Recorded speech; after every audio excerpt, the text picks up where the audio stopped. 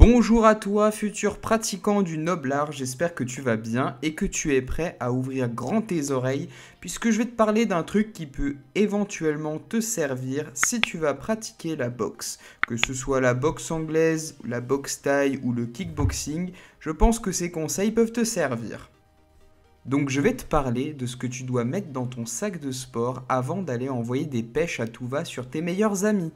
Donc évidemment ton club va te fournir du matériel, dans une certaine mesure bien évidemment, mais tu comprends certainement que les protège-dents ne circulent pas entre les adhérents aussi simplement, surtout dans cette période de crise sanitaire. Il met du gluant dans la bouche!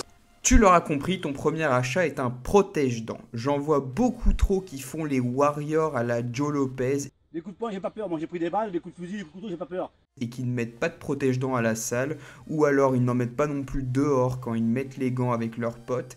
Et crois-moi que quand ils se retrouvent avec une dent en moins ou une dent qui traverse littéralement leurs lèvres, ils font beaucoup moins les malins. Si déjà à la boxe pro les blessures sont relativement spectaculaires parfois, il faut que tu prennes en compte que ces athlètes portent un protège-dents, donc imagine s'ils n'en portaient pas. Ensuite, il te faut bien évidemment des gants. On n'est pas dans une vidéo de Kimbo Slice, donc on se protège et on protège son partenaire d'entraînement. Bien entendu, cela va de soi, on prend des gants de boxe, pas des gants de jardinage, alias les gants de MMA. Les gants ont des tailles, donc tu as des tailles qui vont de 6 à 20 os, il me semble que c'est le maximum. Et comme t'es pas un Jean connard, tu vas prendre une paire de gants qui n'ouvrent pas la tête de ton sparring partner. Tu vas donc opter pour une taille intermédiaire qui va te permettre de faire du sac et des assauts à thème en toute sécurité. Donc pour moi, la taille vraiment intermédiaire la plus intéressante, c'est le 12. À mon sens, c'est ce qui est idéal, mais si tu vas faire du sparring, je te conseille quand même d'avoir une paire de 16 pour éviter les coupures. Donc voilà, vraiment c'est l'histoire de travailler en toute sécurité. Et en plus, tu vas avoir un petit bénéfice si tu t'entraînes avec des 16 et que tu fais du sparring avec des 16, ça va te permettre de bénéficier de l'effet Rock Lee. Donc quand tu t'entraînes avec des gants plus lourds et que tu passes à des 10, tu as l'impression d'avoir des gants de jardinage littéralement et tu as les mains qui volent.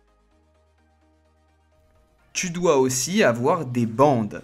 Donc je parle pas des bandes pourries de 1 mètre ou des sous-gants hashtag les mitaines que tu peux trouver chez le bon vendeur qui coulole du coin qui n'y connaît rien en sport, mais tu dois acheter des vraies bandes, des bandes de 2 mètres, 2 mètres 5, et si tu trouves des bandes de 15 mètres, prends-les aussi, parce que plus tu vas avoir de longueur et plus tu vas pouvoir protéger tes mains. Tu dois non seulement protéger tes phalanges et tes métacarpes, mais aussi tout ton poignet. Et pour cela, tu dois faire pas mal de tours autour de ta main afin de bien la stabiliser. Il te faut dans ton sac impérativement une corde à sauter. Donc tu prends n'importe quelle corde à sauter. L'essentiel c'est de pouvoir travailler avec. Donc tu as deux écoles. Tu as les cordes à sauter qui sont plus lourdes, qui vont te faire travailler tes épaules et te muscler en même temps. Ou alors tu as les cordes à sauter de type CrossFit qui vont te permettre de faire le beau sur Instagram comme je fais sur cette vidéo.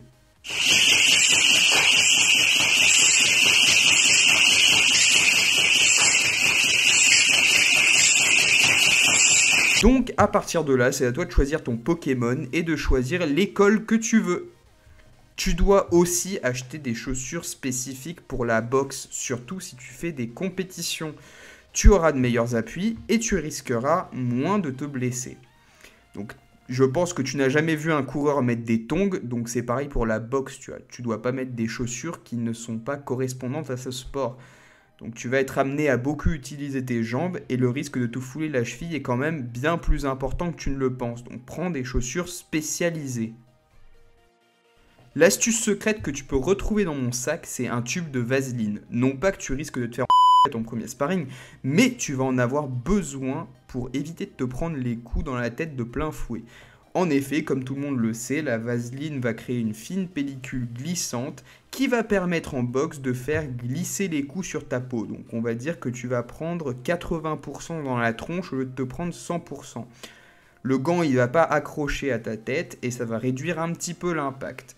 Donc tu peux t'en tartiner allègrement sur la tronche et sur le casque. Quand tu vas faire une mise de gants, ça va t'éviter de tout te prendre dans la tête et d'avoir vraiment la tête comme une cloche le lendemain matin. Dans la même logique, si tu veux éviter des souffrances inutiles, achète-toi aussi une coquille que tu vas mettre quand tu fais du sparring. Parce que même si les coups en dessous la ceinture ne sont pas autorisés, des fois, malheureusement, un uppercut mal placé est si vite arrivé et je te dis que ça fait vraiment très mal. Donc achète une coquille. C'est la même chose si t'es une fille, tu prends une coquille haute et une coquille basse. Ça t'évitera bien des désagréments et tu me remercieras de cela. En ce qui est de cette vidéo, j'espère qu'elle t'aura plu, qu'elle t'aura appris plein de trucs. Et en attendant, moi je te donne rendez-vous pour une prochaine vidéo. Donc abonne-toi à la chaîne, clique sur le bouton j'aime, ça soutient la chaîne. Et puis moi ça me fait vraiment très plaisir. En attendant, prends soin de toi. Ciao ciao, à la prochaine. Ciao.